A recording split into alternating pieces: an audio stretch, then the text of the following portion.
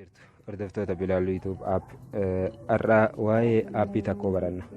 Aappiin kunis maali yoo jenne aappii hedduun daran namatti tolu tokko jira.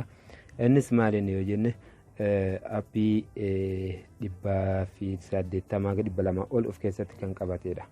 Aappiin kun yeroo baay'ee moobaayilii keenya nu jala guutee nu jala bakka kaayaan nu dhabnee aappii akkamitti argachuu dandeenya waan jenne yeroo hedduu itti fayyada itti rakkachaa turredha waan ta'eef nu faana turaa jechuudha. Aappiin kunis aappii Kit Smart isa jedhamu kanadha.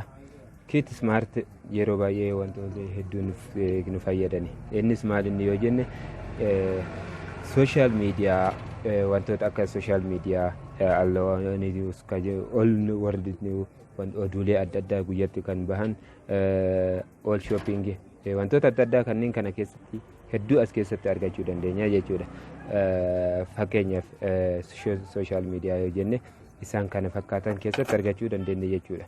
Toora keenya irratti kan akka laayyootti yookiin akka tasaatti argachuu hin dandeenye hedduu as keessatti argachuu ni dandeenya jechuudha. Kanaaf aappiin kun hedduu isa miidhagaa fi isa bareedaa ta'edha. Wantoota nu fayyadan ganama galgalatti itti fayyadamne jennee itti keessatti ilaallu keessaa neetworkii malee kan nu fayyadanis hedduu qabna hedduuf keessatti qabatee kan jirudha jechuudha. Kanaaf aappii kana ilaaluun dagatinaa. Itti aansuudhaan wanti ani isinii jechuu fedhu warroonni gara YouTube bilaal aappii dhuftan like, subscribe, share osoo hin godhe biran dabrina barumsa hedduu akkaan asirra nuti yeroo isiniif kennu YouTube keenyarra bu'u kallattumaan akka isin bira ga'u akka ta'u waan ta'eef kanaaf hin dagatinaa isin jenna.